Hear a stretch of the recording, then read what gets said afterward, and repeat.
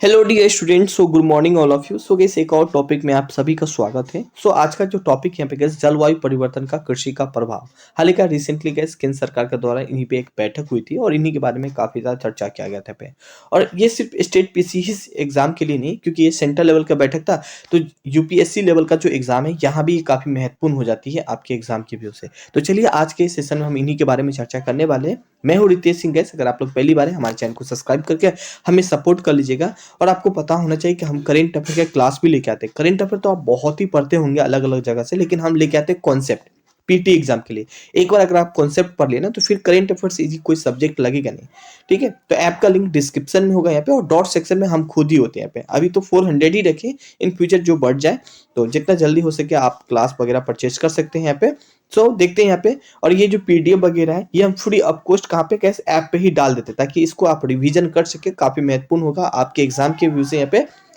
सो यहाँ पे देख सकते हैं दिल्ली में है ना, आयोजित हुई थी business line agri and commodity summit 2025। और इसी समिट के दौरान ना कृषि के बारे में चर्चा किया गया। अब चर्चा क्या किया गया यहाँ पे, तो कृषि क्षेत्र में जलवायु परिवर्तन से उत्पन्न चुनौती हो रही है यहाँ पे। और इसी चुनौती को देखते हुए ना सरकार ने बोला कि दो अहम दृष्टिकोण जैसे कि अनुकूल और शासन को अपनाना है यहाँ पे।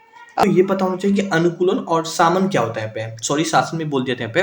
देखो सामन क्या होता है यहाँ पे, जैसे कि सामन मतलब होता है कि जो वायुमंडल होता है ना, वायुमंडल में ग्रीन हाउस गैस को कम करना। ये सरकार के अंदर बहुत ही बड़ी चुनौती हो जाती है यहाँ पे। ग्रीन हाउस गैस मतलब समझिए ये है, मान लीजिए पृथ्वी, और पृथ्वी पे जो सूर्य से द्वारा जो किरण आती है यहाँ पे, तो ये किरण क्या होता है कि मान लीजिए यहाँ से टकरा के फिर चली गई, नहीं ये जाती नहीं है, ये फिर पृथ्वी पे ही आ जाता है। पृथ्वी और हॉट होते जा रहा है, मतलब और गर्म होते जा रहा है, जिससे वहाँ के जो जनता है, क्या वो एग्रीकल्चर के क्षेत्र में काफी ज्यादा परेशानी की सामना करना पड़ रहा है। तो इसी चीज को कम करना है यहाँ पे।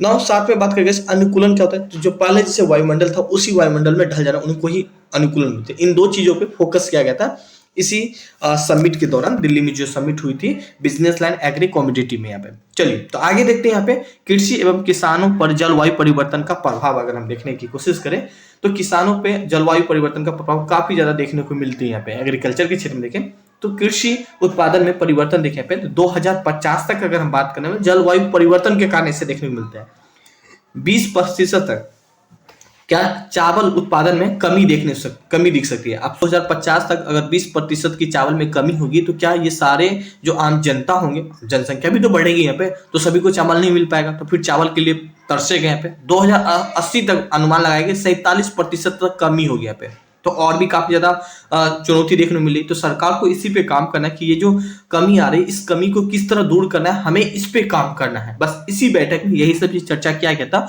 और यही चीज आपके मेंस एग्जाम की व्यू से काफी महत्वपूर्ण हो जाती है यहाँ पे। ठीक है डियर, यहाँ पे चलिए आगे देखिए। यहाँ पे 2050 तक गेहूं में पैदावार बात करने वाले गैस 19.93% की कमी होगी। वही 2080 तक बात करें 40% की कमी देखने जाएगी।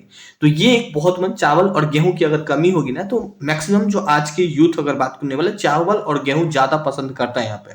और यही चीज ना मिले तो फिर काफी ज्यादा हो सकता है ना, अफरा तफरी मच सकता है यहाँ पे। मेन चीज ही ना मिल पाए जिसके लिए इंसान जीता है यहाँ पे, पेट के लिए। और पेट में चावल और गेहूं तो चाहिए ही चाहिए, एटलीस्ट ये दो चीज तो चाहिए ही चाहिए कहीं भी। नाउ आगे देखिए यहाँ पे जलवायु परिवर्तन के कारण खरीफ मक्का की पैदावार में भी कमी आने के अनुमान बताया पे। जलवायु परिवर्तन से ही फसल की पैदावार में कमी होने के साथ साथ उपज की पोषण की गुणवत्ता में भी कम हो गया पे।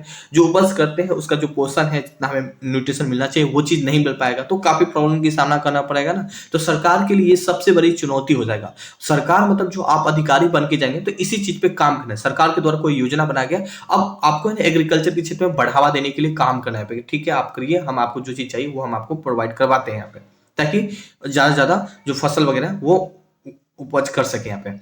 ना आगे देखें यहाँ पे मृदा एवं जल संसाधन का प्रभाव अगर हम देखें तो जलवायु परिवर्तन से अमेरिका में भारी वर्षा की आवृत्ति बढ़ने की संभावनाएं दिखाई जा रही हैं पे। अभी रिसेंटली कैलिफोर्निया के बारे में तो आप लोग काफी ज्यादा रील्स या काफी ज्यादा न्यूज में तो देखे ही होंगे यहाँ पे। और काफी ज्यादा जब वर्षा होगा तो जाहिर सी बात है वहां के जो मृदा कटाव है या पोषण तत्व है क्षय के कारण फसल को काफी ज्यादा नुकसान पहुंचेगी। वर्षा होगी जाहिर सी बात है, जो फसल वगैरह है, जो गेहूं वगैरह है, जो चावल वगैरह है, वो क्या होगा, वो पूरा बेकार हो जाएगा यहाँ पे। तो ये और भी बहुत बड़ी चुनौती आ रही है सरकार के के पास यहाँ पे, ठीक है। अब भाई अमेरिका में ये चीज की कमी आएगी तो जाहिर सी बात है वो इंडिया किसी देश से बोलेगा भाई हमें भेजिए यहाँ पे, तो ये भी एक चुनौती हो जाती है यहाँ पे ना। आगे जो पॉइंट है guys, कृषि श्रमिकों के स्वास्थ्य पे प्रभाव अगर हम देखें तो ये काफी महत्वपूर्ण है। अभी हम आपको ग्रीन हाउस गैस के बारे में बताए थे कि टेम्परेचर बढ़ने पे काफी ज्यादा स्वास्थ्य पे भी सामना करना पड़ सकता है, तो यहाँ पे यही बात मेंशन की कृषि श्रमिकों को जलवायु से संबंधित कई स्वास्थ्य के जोखिम की सामना करना पड़ सकता है यहाँ पे।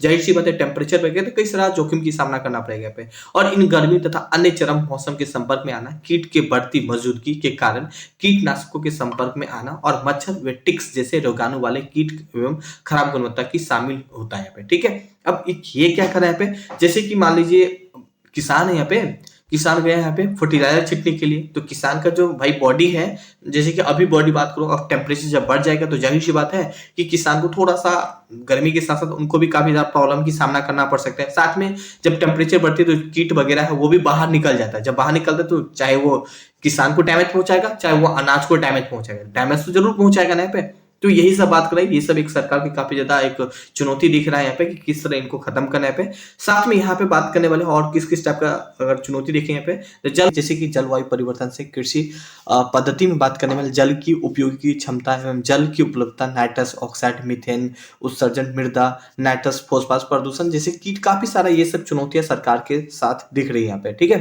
ना। आगे बात करने वाले केस घटती पैदावार एवं उर्वरक की कमी के कारण से खाद्य उत्पादन के लिए वनों की कटाई बढ़ सकती है यहाँ पे, और उत्पादन बनाए रखने के लिए उर्वरक कीटनाशक की अधिक प्रयोग की आवश्यकता होगी, जिसका आसपास परितंत्र का प्रतिकूलन प्रभाव पड़ेगा यहाँ पे। तो ये भी एक बहुत बड़ी चुनौती है यहाँ पे। तो सरकार को लगातार ये कृषि से लगातार हमें चुनौती देखने को मिल रही है ना। सरकार के द्वारा काफी सारा प्रयास किया जा रहा है, जैसे कि अनुकूलन से संबंधित काफी सारा रणनीति बनाया जा रहा है। अनुकूलन के मतलब अभी हम आपको समझाए थे कि जलवायु परिवर्तन के रूप में ही हमें ढलना है यहाँ पे, तो उसी के लिए काफी सारा काम कर रहे हैं, जैसे राष्ट्रीय सतत कृषि मिशन यहाँ पे, जलवायु अनुकूलन कृषि राष्ट्रीय नवाचार यहाँ पे, इनको थोड़ा आप लोग भी पढ़ लीजिएगा, कोई दिक्कत होगा तो व्हाट्सएप का नंबर होगा यहाँ पे, ठीक है। राष्ट्रीय परिप्रेक्ष्य के साथ साथ अल्पकालीन एवं दीर्घकालीन अनुसंधान कार्यक्रम यहाँ पे। साथ में यहाँ पे बात करने वाले सामन से संबंधित रणनीति भी बनाया जा रहा है। सामन मतलब अभी हम बताए थे जो ग्रीन हाउस गैस है इसको किस तरह कम करना है पे वायुमंडल में पे, तो कृषि पद्धतियों में बदलाव, वनों से साधारणीय प्रबंधन एवं संरक्षण यहाँ पे और सहायक वातावरण, तो ये सब कुछ था यहाँ पे जो कि गैस आपको मेंस एग्जाम में सारे लिखना है। काफी ही महत्वपूर्ण ये टॉपिक है आपके एग्जाम के व्यू से यहाँ पे। तो प्लीज आप किसी भी मेंस एग्जाम में बैठ रहे हैं या प्रैक्टिस कर रहे हैं तो इन पे आप लोग ज्यादा फोकस करिएगा ये टॉपिक पे, ठीक है। 100% यहाँ से क्वेश्चन पूछा जाता है। तो आज के लिए केवल इतना ही, बाकी आपको अच्छा लगे तो हमारे करेंट अफेयर की क्लास भी ज्वाइन कर सकते हैं। Thank you.